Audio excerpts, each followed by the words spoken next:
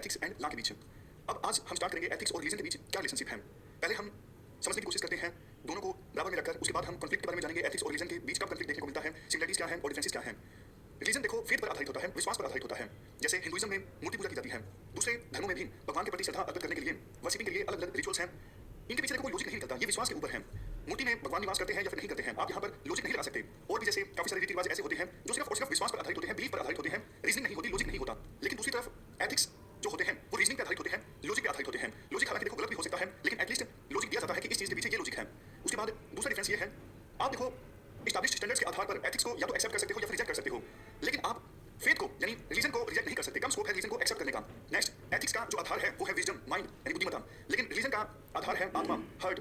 हमारा दिल कहता है, हमारी आत्मा कहती है, तभी हम भगवान की पूजा करते हैं, अदरवाइज भगवान को किसी ने देखा थोड़ी है। तो आवाज आती है आत्मा से, हार्ट से। जबकि एथिक्स का आधार है बुद्धिमत्ता, लॉजिक कहां से लगता है, लॉजिक लगता है माइंड से। तो ये हमने काइंड ऑफ दोनों को समझा, पैरेलल रख के एथिक्स क्या है और रीजन क्या है, किस प्रकार से जो रीजन है वो एथिक्स से अलग है। अब देखो रीजन के बारे में कुछ थोड़ा और डिटेल से डिस्कस करते हैं। जैसा हमने डिस्कस किया, रीजन जो होता है वो विश्वास पे आधारित होता है, फेथ पे आधारित होता है। हमारी सोसाइटी में कई सारे फेथ हैं जो कि अलग अलग बेसिक वैल्यूज पर आधारित है, अलग अलग बेसिक वैल्यूज को प्रोपेगेट करते हैं। जैसे क्रिश्चियनिटी की बात करें, फॉरगिवनेस, लव, केयर, कंपैशन, इन सब वैल्यूज को प्रमोट किया जाता है क्रिश्चियनिटी के द्वारा। बुद्धिज्म के द्वारा प्रमोट किया जाता है non greediness, middle path, self sacrifice, social ethics. Jainism के द्वारा प्रमोट किया जाता है non violence, peace, right faith, right knowledge, right conduct. इनके बारे में आपने पढ़ा होगा हिस्ट्री में, जैनिज्म बुद्धिज्म काफी डिटेल से। अगर नहीं पढ़ा हो तो पढ़ लेना, क्योंकि फिल्म में ऑलमोस्ट हर एक साल या फिर 2-3 साल में एक क्वेश्चन जरूर आता है बुद्धिज्म पर, जैनिज्म में। और जो भक्ति मूवमेंट और सूफी मूवमेंट है उनको भी ध्यान से पढ़ लीजिएगा। भक्ति मूवमेंट और सूफी मूवमेंट के जो प्रोपगेटर्स हैं, फॉर एग्जांपल कबीर, नानक, मीराबाई, इन सब तरीके से क्वेश्चन पूछ लेते हैं। जैसे चैतन्य महाप्रभु पर क्वेश्चन पूछ लिया गया था मेंस में। इस्लाम में हम बात करें तो इक्वालिटी की वैल्यू पर फोकस किया जाता है। हिंदुइज्म में इंक्लूसिवनेस, प्लूरलिटी, ट्रुथ, निष्काम कर्म मतलब कर्म करो फल की इच्छा मत करो, ऐसा बोला गया है गीता में, भगवद गीता में। सैक्रिफाइस, ये सब वैल्यूज हैं, अलग अलग फेथ में अलग अलग वैल्यूज पे फोकस किया जाता है। हिंदुइज्म की हम थोड़ा और डिटेल से बात करें, जैसे वेदों में कहा गया है ह्यूमन लाइफ का जो एम है वो है गुड ह्यूमन बनना। जैसे वेदों में एक पुरुषार्थ थ्योरी की बात की गई है कि ह्यूमन बीइंग का लाइफ में 4 गोल्स को अटेन करना है। कौन से 4 गोल्स? अर्थ, काम, मोक्ष, चौथा है धर्म। तो इन 4 गोल्स को अटेन करना लक्ष्य होना चाहिए ह्यूमन बीइंग का। ये बोला गया है वेदों में, ये पुरुषार्थ थ्योरी है, अगर यूपीएससी पूछती है। उपनिषद में बात की गई है ट्रुथ की, धर्म की, कर्म की, सत्यमेव जयते, इसके बारे में यूपीएससी ने प्री में क्वेश्चन पूछा था। गीता में बोला गया है निस्वार्थ भावना से अपनी ड्यूटी कीजिए और फल की चिंता मत कीजिए। हिंदुइज्म के महाभारत में बोला गया है जैसा व्यवहार आप दूसरों से एक्सपेक्ट करते हो वैसा ही व्यवहार आप दूसरों से कीजिए। रामायण में बोला गया है हमेशा सच के साथ रहो। राम राज्य यानी गुड गवर्नेंस देखने को मिलती है रामायण में। और एक बात जो बार बार बोली जाती है कि रघुकुल रीत सदा चली आए, प्राण जाए पर वचन ना जाए। आप किसी से वादा करते हो तो उस वादे को निभाओ। ये छोटी छोटी बातें हैं, कहीं ना कहीं काम आ जाती हैं। उसके बाद कुछ सिमिलरिटीज भी हैं, समानताएं भी हैं एथिक्स और रीजन के बीच। जैसे देखो दोनों एथिक्स और रीजन फोकस करते हैं ह्यूमन कंडक्ट पर। दोनों एक ही बात बोलते हैं, ह्यूमन लाइफ का मेन एम है अच्छा इंसान बनना, ना कि संसारिक चीजों को इकट्ठा करना। नेक्स्ट, एथिक्स देखो बहुत बार ह्यूमन रिलीजियस प्रिंसिपल्स पर आधारित होते हैं। जैसे इंडिया में काफी सारे धर्मों ने जन्म लिया, जैनिज्म, हिंदुइज्म, बुद्धिज्म, इन सब का ओरिजिन इंडिया में है। तो इन सब धर्मों के जो प्रिंसिपल्स हैं उन्होंने एथिक्स की शक्ल ले ली है। जैसे मैं आपको एग्जांपल देता हूँ, truth, non violence, inclusive society, ये अलग अलग धर्मों के प्रिंसिपल्स हैं। वैसे देखो ऐसा नहीं है कि कोई धर्म वायलेंस सिखाता है, लेकिन नॉन वायलेंस का ज्यादा फोकस है जैनिज्म में। उसी प्रकार से इंक्लूसिव सोसाइटी का ज्यादा फोकस है हिंदुइज्म, ट्रुथ का ज्यादा फोकस है हिंदुइज्म में। तो ये जो प्रिंसिपल्स हैं वैसे तो देखो धर्मों से संबंधित हैं, लेकिन चूंकि इंडिया में सबसे ज्यादा पॉपुलेशन हिंदुओं की है, तो ये जो प्रिंसिपल्स हैं वो सोसाइटी में भी एस्टैब्लिश्ड हैं। कहने का एसेंस क्या हुआ यहाँ पर? कहने का एसेंस ये हुआ कि रिलीजियस प्रिंसिपल्स के आधार पर सोसाइटी में एथिक्स इमर्ज होकर आती हैं। हमेशा ऐसा नहीं होता, लेकिन बहुत बार ऐसा होता है। आगे हम डिस्कस करेंगे, जैसे कंफ्लिक्ट देखने को मिलता है एथिक्स और रिलीजन के बीच। मैं आपको सिंपल एग्जांपल देता हूँ। हाजी अली दरगाह में वुमन की एंट्री को रोका जा रहा है। सोसाइटी आगे बढ़ गई है, लिबरल वैल्यूज को अब एक्सेप्ट किया जाता है समाज में, लेकिन रिलीजन पीछे रह गया है। इसलिए दोनों के बीच कंफ्लिक्ट देखने को मिलता है। ये हम आगे डिस्कस करेंगे जब कंफ्लिक्ट की बात करेंगे। अभी फिलहाल सिमिलरिटीज की हम बात कर रहे हैं। देखो दोनों रिलीजन और एथिक्स ह्यूमन बीइंग्स के लिए एम रखते हैं, ऑब्जेक्टिव्स रखते हैं और तरीका भी बताते हैं कि उन एम्स को, उन ऑब्जेक्टिव्स को कौन से तरीके की सहायता से प्राप्त किया जा सकता है, यानी राइट पाथ कौन सा है। जैसे देखो रिलीजन में आपको पता है मीन पर फोकस किया जाता है भगवद गीता के द्वारा। भगवद गीता में क्या कहा गया है कि आप सिर्फ कर्म पर फोकस करो, फल की चिंता मत करो। इसी प्रकार से अलग अलग धर्मों में निर्वाण की बात की गई है। निर्वाण जो कि एक एंड है, कहा जाता है कि सिर्फ आप ये देखिए कि जीवन में मुक्ति कैसे मिल सकती है, मोक्ष कैसे प्राप्त हो सकता है, मीन्स मत देखिए। उसी प्रकार से एथिक्स में भी अलग अलग मीन्स और एंड्स पर फोकस करने वाली थ्योरीज हैं। जैसे कांट कहते हैं एक्शन अच्छा होना चाहिए, मीन्स अच्छा होना चाहिए, रिजल्ट चाहे कुछ भी निकले। गांधी भी यही कहते हैं मीन्स और एंड्स में कंटिन्यूटी होनी चाहिए। और एंड्स पर फोकस करने वाली थ्योरी को भी हमने डिस्कस किया था, टेलियोलॉजी। एरिस्टोटल भी यही बोलते हैं एजेंट अच्छा होना चाहिए, एक्शन अपने आप ही अच्छा हो जाएगा। तो ये 4 सिमिलरिटीज आप लिख लीजिएगा। अगर किसी पूछती है सिमिलरिटीज क्या है एथिक्स और रिलीजन के बीच। अब हम कंफ्लिक्ट की बात करते हैं एथिक्स और रिलीजन के बीच। कंफ्लिक्ट कैसे देखने को मिलता है, एग्जांपल्स भी देखेंगे और क्यों देखने को मिलता है। जब देखो एथिक्स को धर्म के ऊपर इंपोज किया जाता है और रिलीजन को एथिक्स के ऊपर इंपोज किया जाता है, तब टेंशन और कंफ्लिक्ट देखने को मिलता है रिलीजन में और एथिक्स के बीच में। जैसे सबरीमाला टेंपल एंट्री केस देख लीजिए। 10 वर्ष से 50 साल के बीच की जो महिलाएं हैं उनको नहीं एंटर करने दिया जाता सबरीमाला टेंपल में। रिलीजन की अलग से थ्योरी है। भगवान अयप्पा जो है जिनका वो मंदिर है, उन्होंने ब्रह्मचर्य अपना के रखा है, इसलिए ये लॉजिक दिया जाता है। जबकि आपको पता है वैल्यूज अब हमें नहीं अलाउ करती कि इस प्रकार की जो सिचुएशन है कि वुमेन्स को ना एंटर करने दिया जाए, डिस्क्रिमिनेशन किया जाए महिलाओं के साथ सिर्फ इसलिए कि वो महिलाएं हैं। तो ये वैल्यूज आज के समय में सर्वाइव करना इन वैल्यूज का मुश्किल है। तो यहाँ पे कंफ्लिक्ट देखने को मिलता है। इवन देखो रिलीजन को इंपोज किया गया था मेडिवल टाइम में भी। उस समय वेस्टर्न सोसाइटी में मेडिवल ईरा में यानी मध्यकालीन ईरा में पोप का रूल हुआ करता था, लेकिन सोसाइटी मॉडर्नाइज हो चुकी थी, मोरल लिबरल वैल्यूज इमर्ज होकर आई थी, धीरे धीरे आ रही थी मेडिवल ईरा में। तो कंफ्लिक्ट देखने को मिला था रिलीजन के बीच और एथिक्स के बीच। इवन इंडियन कॉन्स्टिट्यूशन को जब एडॉप्ट किया गया था तो बहुत से लोगों ने बोला था कि हिंदू राष्ट्र एस्टैब्लिश किया जाए, लेकिन हमारे देश के संविधान में सेकुलर वैल्यूज को अडॉप्ट किया गया। हालांकि सेकुलरिज्म वर्ड बाद में आया, लेकिन जैसा हम डिस्कस कर चुके हैं जब हमने सोसाइटी में सेकुलरिज्म को डिस्कस किया था, बहुत से राइट्स ऐसे हैं जो ऑटोमेटिकली हमारे संविधान को सेकुलर बनाते हैं, हमारे देश को सेकुलर बनाते हैं, जैसे आर्टिकल 25, 26, 27, 28 और राइट टू इक्वालिटी वाले फंडामेंटल राइट्स हैं। तो इस प्रकार से हमने बात की कैसे एथिक्स और रिलीजन के बीच कंफ्लिक्ट देखने को मिलता है। लेकिन यूपीएससी देखो क्वेश्चन इस प्रकार से पूछ सकती है कि ये कंफ्लिक्ट होता क्यों है। कंफ्लिक्ट देखो होता है एक तो एब्सेंस ऑफ रैशनल थिंकिंग की वजह से, सोसाइटी में जो लोग हैं वो रैशनली नहीं सोचते, तो इस वजह से कंफ्लिक्ट देखने को मिलता है। दूसरा, धर्म काफी बार पिछड़ जाता है, मतलब आउटडेट हो जाता है धर्म रिलीजन, लेकिन फेथ को कोई क्वेश्चन नहीं कर सकता। जैसे जो विभिन्न धर्म हैं वो समय के अनुसार अपने आप को अपडेट नहीं कर पाते, लेकिन एथिक्स समय के अनुसार अपडेट होते जाते हैं, लेकिन कोई यूं कह नहीं सकता कि फेथ गलत है, रिलीजन को कोई गलत बता नहीं सकता। तो ये भी एक रीजन है कंफ्लिक्ट देखने को मिलता है रिलीजन के बीच और एथिक्स के बीच। लेकिन आप इसका सोल्यूशन ये दे सकते हो, देखो ये बात सही है कि फेथ को क्वेश्चन नहीं किया जा सकता, कोई यूं नहीं कह सकता इस्लाम गलत है, हिंदुइज्म गलत है, जैनिज्म गलत है, बुद्धिज्म गलत है, कोई नहीं कह सकता। लेकिन सभी धर्मों में कुछ ना कुछ जो रिचुअल्स हैं उन पर जरूर सवालिया चिन्ह लगाया जा सकता है। समय के अनुसार कुछ कुछ जो रिचुअल्स हैं जिसमें अंधविश्वास है उनको अवॉइड करना जरूरी है, तभी सोसाइटी में स्टेबिलिटी लाई जा सकती है, रिफॉर्म्स लाए जा सकते हैं और पीसफुल लाइफ मैन व्यतीत कर सकता है। अगर सॉल्यूशंस की हम बात करें, एक तो देखो हमें लीडर्स चाहिए स्वामी विवेकानंद की तरह। स्वामी विवेकानंद कहा करते थे मुझे सबसे लास्ट में निर्वाण चाहिए, क्योंकि मैं मैन की सर्विस के लिए अपना जीवन समर्पित करना चाहता हूं, क्योंकि मैन की सर्विस जो है वो भगवान की सर्विस है, हर जीवा में सेवा है। इस प्रकार की बात स्वामी विवेकानंद कहा करते थे। लेकिन उनके जैसे लीडर्स की आज के समय में कमी है जो कि सोसाइटी में एक अच्छा लेसन जनता तक पहुंचा सकें। दूसरा सोल्यूशन ये हो सकता है स्टेट जो है वो हमेशा न्यूट्रल रहे। स्टेट जब किसी एक पर्टिकुलर धर्म का साथ देने लगता है तब भी सोसाइटी में जो कंफ्लिक्ट है एथिक्स के बीच और रिलीजन के बीच और ज्यादा बढ़ जाता है। स्टेट को न्यूट्रल भूमिका निभानी चाहिए और रिलीजन जो है वो लार्जली प्राइवेट अफेयर ही होना चाहिए। आप रिलीजन को इस प्रकार से प्रैक्टिस मत करो कि दूसरे लोग जो है वो तकलीफ में आए। अगर दूसरे लोग तकलीफ में आते हैं तो भी सोसाइटी में इंस्टेबिलिटी आती है। एथिक्स और लॉ के बीच सीधा सीधा कंफ्लिक्ट देखने को मिलता है। हमें राजा राम मोहन राय जैसे लीडर्स भी चाहिए। इस प्रकार से हमने डिटेल से डिस्कस कर लिया एथिक्स और रिलीजन के बीच क्या रिलेशनशिप है। इसके बाद एक बार फिर से आप सिलेबस देखिए। फर्स्ट पिलर में पहला सब टॉपिक हम कंप्लीट कर चुके हैं जो कि है एसेंस ऑफ एथिक्स। अब दूसरे सब टॉपिक को हम डिस्कस करना स्टार्ट करते हैं जो कि है डिटरमिनेंट्स ऑफ एथिक्स। और determinants of ethics in human interaction discuss करने के बाद हम नेक्स्ट सब टॉपिक डिस्कस करेंगे जो कि है consequences of ethics in human interaction. तो अब हम स्टार्ट करते हैं determinants of ethics in human actions या फिर इंटरेक्शंस। सबसे पहले तो हम इस लाइन का मतलब जान लेते हैं determinants of ethics in human actions. इसका मतलब क्या है? इसका सिंपल मतलब देखो ये है कि वो फैक्टर्स जो एथिक्स की फॉर्मेशन को डिटरमाइन करते हैं, बिल्कुल सिंपल भाषा में बोलूं, ऐसे फैक्टर्स, ऐसी चीजें जिनकी बदौलत ये तय होता है ह्यूमन एक्शन एथिकल होगा या फिर नहीं होगा। फिर से सिंपल भाषा में बोलता हूं, ऐसे फैक्टर्स जो ह्यूमन एक्शंस में एथिक्स की फॉर्मेशन में कंट्रीब्यूट करते हैं। जैसे एग्जांपल आपको दूं, फैमिली। फैमिली कैसे बिहेव करती है इससे तय होता है कि बच्चे का बिहेवियर एथिकल होगा या फिर नहीं होगा। तय करती है ना फैमिली की वैल्यूज। अगर देखो फैमिली में पेट्रियार्की काफी ज्यादा है तो फिर बच्चा भी यही सीखता है। अगर फैमिली अनटचेबिलिटी को बिल्कुल प्रैक्टिस नहीं करती, सभी को इक्वल मानती है, जात पात को नहीं मानती, वही सारी वैल्यूज, वही एथिकल बिहेवियर बच्चे में भी देखने को मिलेगा। तो एक तो मैंने बताया। अब आप बताइए कि कौन कौन से ऐसे फैक्टर्स हैं जो किसी भी पर्सन में एथिक्स की फॉर्मेशन में कंट्रीब्यूट करते हैं। बताइए, सोच के बताइए, जो भी आपके मन में आता है बताइए। चलो मैं आपको हिंट देता हूँ। इसके बाद यकीनन आपके मन में भी कुछ ना कुछ तो जरूर आएगा। देखो किसी भी पर्सन की संगति में कैसे लोग हैं, मतलब पीयर ग्रुप कैसा है, फ्रेंडशिप के लोगों के साथ में है, इस बात पर डिपेंड करता है कि उस पर्सन का बिहेवियर एथिकल होगा या फिर नहीं होगा। नेक्स्ट, रिलीजन क्या है। अगर बच्चा है तो बच्चा कौन से स्कूल में पढ़ता है, कौन सी सोसाइटी में रहता है। अलग अलग सोसाइटी में कल्चर अलग अलग होता है और कल्चर इन्फ्लुएंस करता है एथिक्स को। ये हमने पिछले लेक्चर में भी डिस्कस किया था। जैसे देखो एक छोटा सा एग्जांपल है। इंडिया में बहुत सारी जगह ऐसी हैं जहाँ पे लेट आना इसे मान लिया जाता है कि ठीक है बड़े लोग हैं लेट आते हैं, लेकिन बहुत सारी सोसाइटीज आपको ऐसी मिलेगी दूसरे देशों में जहाँ पर लेट आना इसे बहुत ज्यादा बुरा माना जाता है। खास करके जापान में आप 5 मिनट भी लेट हो तो इसे इंसल्ट के तौर पर देखा जाता है। तो कल्चर कैसा है इस बात पर भी डिपेंड करता है कि एथिक्स का फॉर्मेशन कैसा होगा। तो इस प्रकार के पॉइंट्स आपके मन में आए होंगे। अब हम सिस्टमैटिक ढंग से डिस्कस करते हैं कि डिटरमिनेंट्स ऑफ एथिक्स है कौन कौन से। देखो मेनली 8 डिटरमिनेंट्स हैं एथिक्स के। सबसे पहले है पर्सनैलिटी, दूसरे नंबर पे फैमिली, तीसरे नंबर पे पीयर ग्रुप, चौथे नंबर पे एपिसोडिक इवेंट्स, पांचवें नंबर पे सिचुएशन, सिक्स्थ नंबर पे प्रोफेशनल कोर्स, सातवें नंबर पे टाइम और आठवें नंबर पे मिसलेनियस। यानी जो फैक्टर्स इन 7 फैक्टर्स में कवर नहीं होते उनको आप मिसलेनियस की कैटेगरी में डाल सकते हो। सबसे पहले बात करते हैं पर्सनैलिटी। देखो जब हम ये बात करते हैं कि किसी इंडिविजुअल की पर्सनैलिटी कैसे है तो हम क्या देखते हैं, क्या मतलब होता है हमारा पर्सनैलिटी से। देखो personality is a set of traits and behaviour of an individual. किसी भी पर्सन के अंदर कैसे गुण हैं इससे तय होता है कि उस पर्सन की पर्सनैलिटी कैसे है, उस पर्सन का व्यक्तित्व कैसे है। किसी भी इंडिविजुअल का बिहेवियर कैसे है उससे भी ये तय होता है उस पर्सन की पर्सनैलिटी कैसे है, उस पर्सन का व्यक्तित्व कैसे है। जबकि देखो किसी भी इंडिविजुअल में जो गुण होते हैं वो ये तय करते हैं कि उस पर्सन की पर्सनैलिटी में कितना एथिक्स होगा कितना नहीं होगा, उस पर्सन का बिहेवियर कितना एथिकल होगा कितना नहीं होगा। जैसे मैं आपको एग्जांपल की सहायता से बताता हूँ, ज्यादा क्लियर होगा।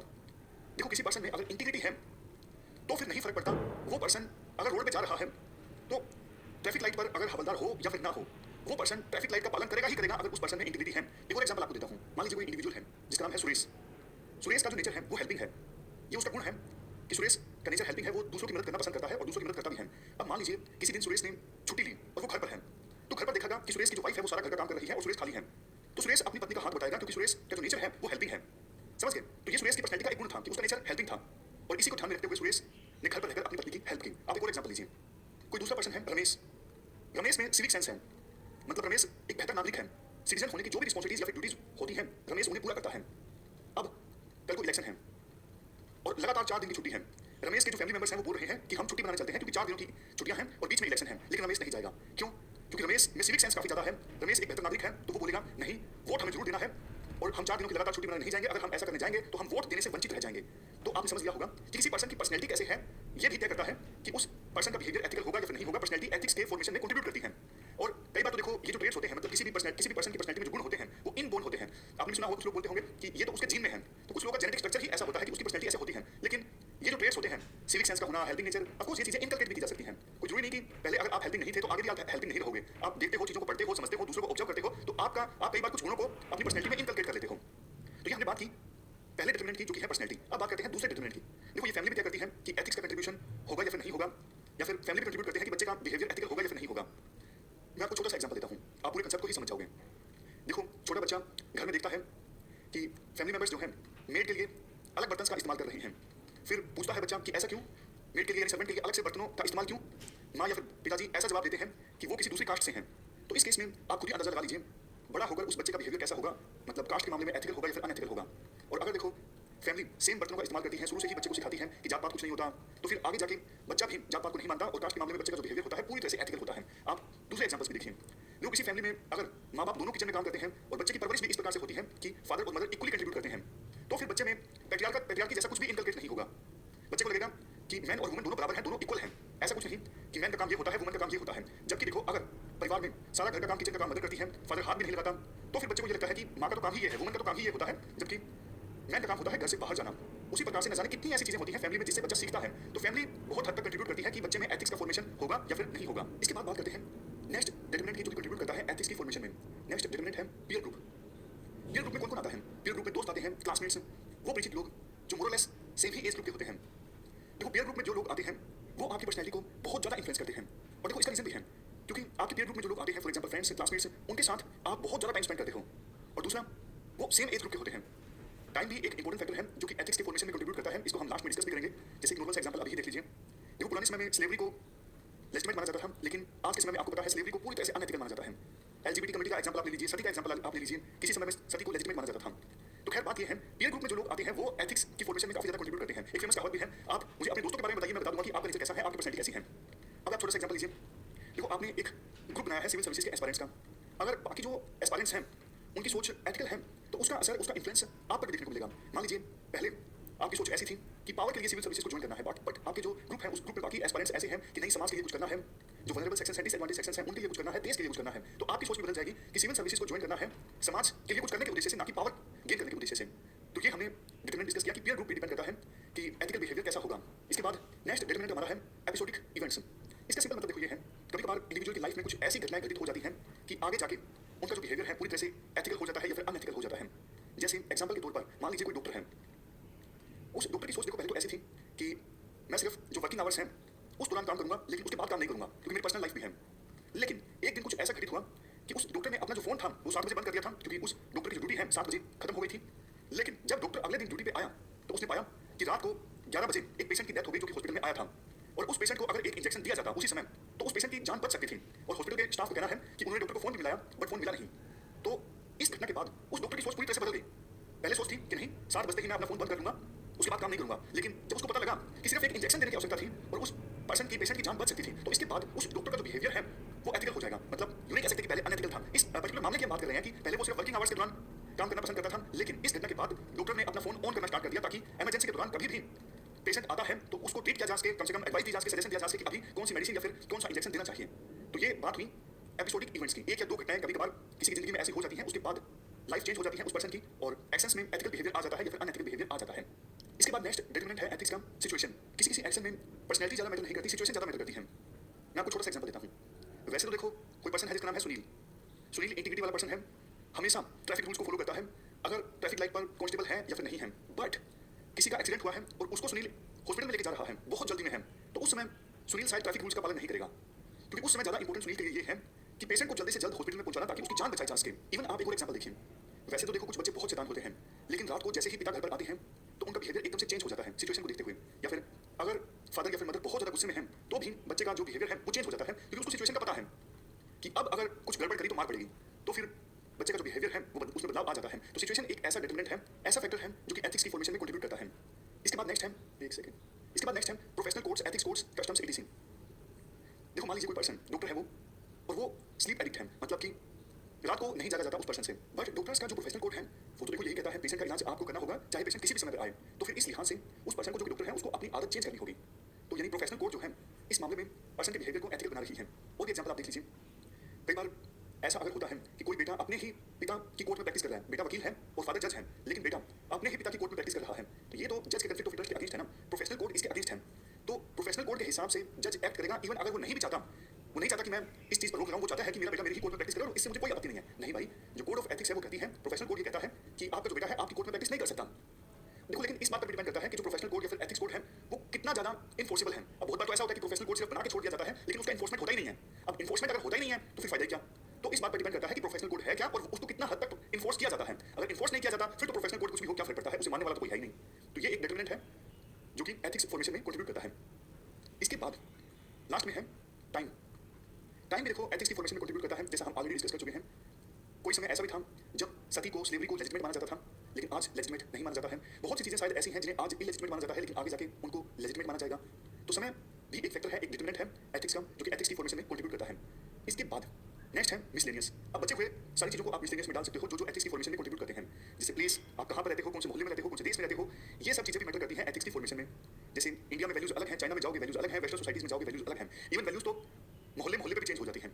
उसके बाद नेक्स्ट है स्कूल। कुछ स्कूल्स देखो ऐसे होते हैं जो शुरू में ही बच्चों में अच्छी आदतें इनकलकेट कर देते हैं, बट कुछ स्कूल ऐसे होते हैं जो ध्यान नहीं देते, सिर्फ नाम की एजुकेशन होती है, फीस पे ज़्यादा ध्यान होता है स्कूल प्रशासन का। तो स्कूल कैसा है इस बात पर डिपेंड करता है कि बच्चे का बिहेवियर एथिकल होगा या फिर नहीं होगा। उसके बाद रिलीजन टू रिलीजन भी एथिकल जो बिहेवियर है वेरी करता है। इस शुरुआत में हमने डिटेल में डिस्कस भी किया कि एथिक्स और रिलीजन में क्या सिमिलरिटीज और क्या क्या डिफरेंसेस हैं। तो इस प्रकार से हमने ये पूरा जो टॉपिक है डिटरमिनेंट्स ऑफ एथिक्स, इस टॉपिक को डिस्कस कर लिया काफी कॉम्प्रिहेंसिव ढंग से। अब नेक्स्ट लेक्चर में हम अगला जो सब टॉपिक है उसे डिस्कस करेंगे जो कि है कंसिक्वेंसेस ऑफ एथिक्स। फिलहाल आज की इस डिस्कशन को हम यही स्टॉप करते हैं। Thank you very much for discussion.